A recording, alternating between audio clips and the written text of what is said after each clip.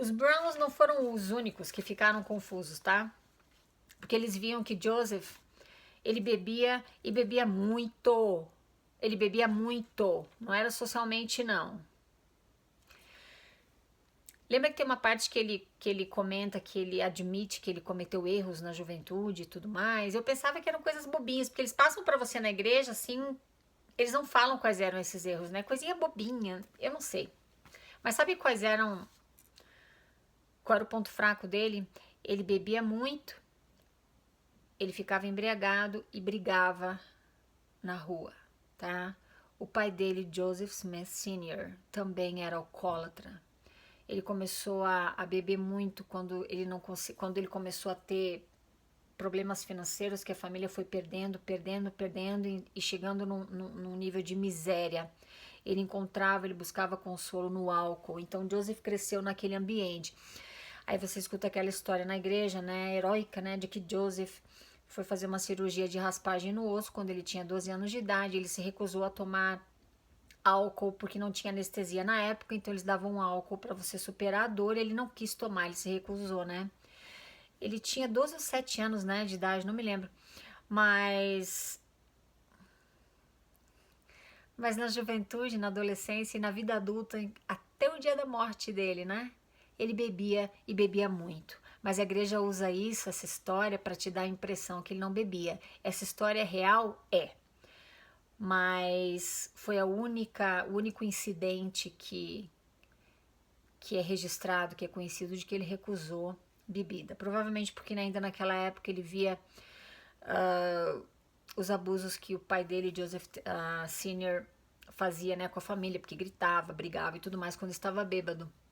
Historiadores dizem que provavelmente isso deixou ele com medo, ele ficou com medo de ter uma reação assim, fora de controle se ele bebesse, tá? Isso é o que os historiadores dizem. Porque não tem outra explicação, ele bebia, ele bebia, ele bebia até cair. Inclusive ele foi acusado por Martin Harris de traduzir o livro de Mormon embriagado. É. Ai, Martin Harris disse que ele bebia muito licor quando ia traduzir o livro de Mormon. Ai, minha nossa. Tá, tudo bem. Bom, como os membros da igreja começaram a pegar no pé e falar assim, tá, mas como assim? Ele tá bebendo e muita gente começou a se afastar da igreja. Ele deu um discurso uma vez e ele citou Noé. Ele disse que Noé caiu bêbado de vinho, mas mesmo assim Deus perdoou e relevou e ele seguiu com a missão dele em frente. Se Noé pode beber, Joseph também podia. Essa era a mentalidade dele, tá? Tudo bem. Alcard, um outro membro da Sociedade da Moderação, da Temperança, ele disse o seguinte: bebidas quentes não são boas para o corpo. Carne em excesso causa doenças. Isso tudo antes da palavra de sabedoria vir à tona. Aí ele fala mais isso, olha só que interessante. Há tantas razões para acordar cedo de manhã, e eu sugiro ao leitor que vá para a cama cedo para acordar bem disposto de manhã.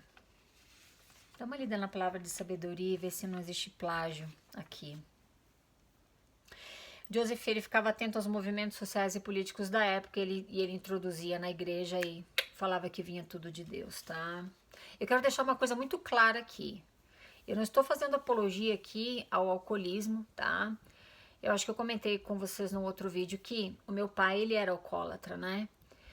E eu particularmente sempre tive e continuo tendo muito... Eu tenho um bloqueio com o alcoolismo no ponto em que a pessoa perde o equilíbrio, né, emocional e mental por conta dos efeitos do álcool no cérebro, tá?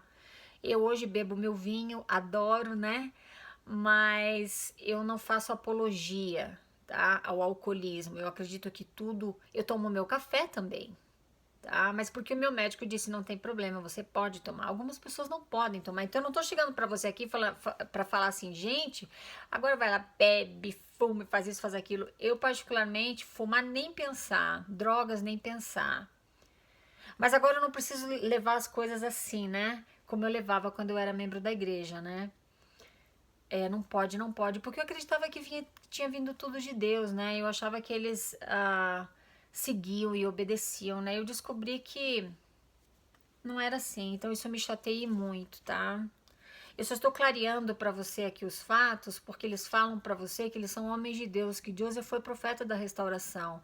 Ele era um homem, desculpa, mas ele era um homem bêbado, que não tinha controle sobre os próprios apetites e paixões. Ele era adúltero, ele era pedófilo e ele era alcoólatra, queridos. Não adianta. Inclusive, ele bebeu no dia da morte dele na cela. Eles deram dinheiro para o guarda comprar vinho. Não vem me dizer que aquele vinho foi comprado para tomar sacramento, porque não foi. É isso que a igreja fala hoje. Mas no diário de John Taylor, que estava presente e bebeu o vinho, ele disse que eles precisavam beber porque eles estavam muito tristes e muito abatidos. Então eles tomaram vinho para levantar o humor deles. Acabou que não adiantou, né? Não fez o efeito que eles esperavam. Bom, olha só que interessante aqui. O vinho mesmo, aquele vinho de garrafa, vinho fermentado, com álcool, tá? Porque às vezes, quando eu falava em vinho, às vezes na igreja eu perguntava alguma coisa, eu falava assim, não, vinho aqui significa suco de uva. Suco de uva é uma coisa, vinho é outra. Vinho foi usado no sacramento até o ano de 1899. Uma outra curiosidade que Lindsay comenta no podcast é que eles bebiam tanto vinho no templo, dentro do templo de Kirtland, os líderes da igreja, que às vezes acabava dando briga lá, eles se esbofeteavam dentro do templo. Não dá nem pra imaginar isso, né? Você vai falar que eu sou louca, né? Não sou eu que tô falando, não. A informação, os links vão estar aí na descrição do vídeo. Bom, até 1899, mas por quê? Não porque eles disseram que agora não podia mais, tá? Era porque agora eles já estavam, claro, aqui em Utah, e eles estavam com uma dívida muito grande por conta da construção do templo de Salt Lake. Então eles falavam, vamos parar de comprar vinho e vamos tomar água no sacramento, tá? Mas aí foi naquela dia, não ia, às vezes tinha vinho, às vezes era água, até que no ano de 1960, oficialmente, não é 1960, não, desculpa, 1906, eles então cortaram o uso do vinho no sacramento e passaram a usar somente água. No ano de 1960, agora sim, eles colocaram o cumprimento da palavra de sabedoria e o pagamento do dízimo como requisitos para entrar no templo. Até então, não havia, tá? Não eram requisitos, tá? Bom, claro que não podia ser, porque os próprios líderes usavam. Eu vou falar para você aqui de alguns nomes muito bem conhecidos na história da igreja que você vai... Que eram alcoólatras e tinham problemas. Alguns não eram alcoólatras necessariamente, mas tinham problemas com a palavra de sabedoria. Tinham problemas com tabaco, com o uso de tabaco, né? Café, eu não diria que é problema, mas tomavam café, tá? E bebiam também uísque e vinho, etc. Bebiam álcool, tá? Lembra de Porter Rockwell, o amigo de infância de Joseph, capanga dele? Pois é. A irmã o irmão de Joseph, Don Carlos, a esposa dele ficou doente. Ela teve febre tifoide e o cabelo dela começou a cair todo. Porter Rockwell, como eu já te falei num vídeo anterior, ele tinha o cabelo comprido. Então, o que ele fez? Ele raspou a cabeça dele e tirou o cabelo e deu para ela para fazer uma peruca, alguma coisa improvisada para ela poder usar na cabeça. E Lindsay fala no podcast, olha como Joseph ele era supersticioso. Ele dizia para Rockwell que Rockwell era como Sansão, a força dele estava no cabelo. Então, quando Rockwell raspou a cabeça para ajudar a irmã de a esposa de Don Carlos, né? Ou seja, a cunhada de Joseph, ele disse que então, como ele havia perdido a força dele, né? O cabelo dele, agora ele não ia conseguir mais se controlar. Então ele começou a falar muitos palavrões e ele começou a beber muito. Ele caiu na bebida, tá? Tudo bem.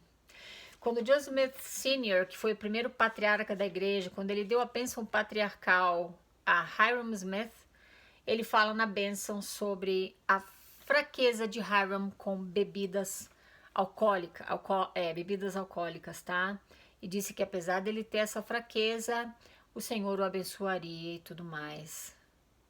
E usaria ele na obra dele, tá? Então, Hyrum também tinha problemas com o alcoolismo. E ele morreu, ele foi segundo patriarca da igreja, depois da morte de Joseph Smith Sr., Hyrum Smith foi chamado como patriarca. Quando ele morreu, quando ele foi assassinado, ele era o patriarca da igreja e o primeiro conselheiro na primeira presidência, mas ele tinha problema com o alcoolismo, tá? John Whitmore, uma das testemunhas do livro de Mormon, ele foi excomungado da igreja num determinado momento por problemas com embriaguez.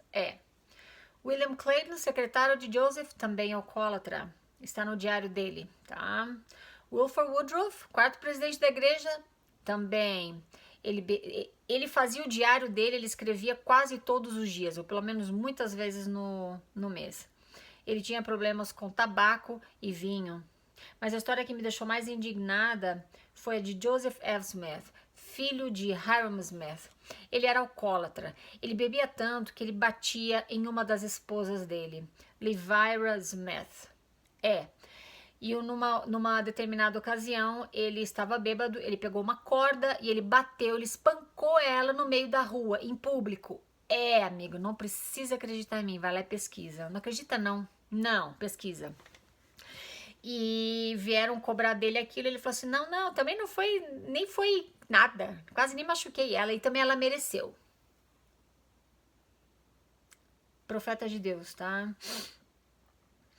E ela acabou pedindo divórcio porque ela não aguentava mais ser abusada física e verbalmente pelo marido Joseph F. Smith, que era um alcoólatra. Heber C. Kimball também tinha problemas com bebida. Brigham Young também. Você não teria a história dos pioneiros como aconteceu aquela...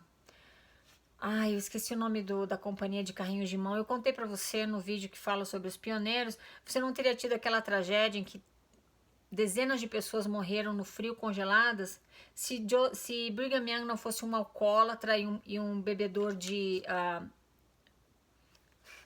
café. Claro que ele tomava café, mas se ele não fosse alcoólatra e não tivesse também o vício do tabaco, né?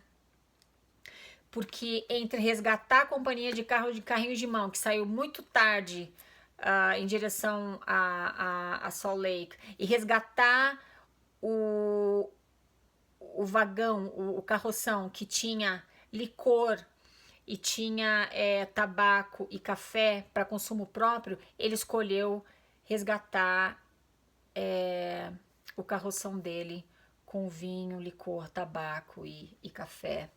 E aquelas pessoas morreram congeladas, tá? Já falamos sobre isso antes.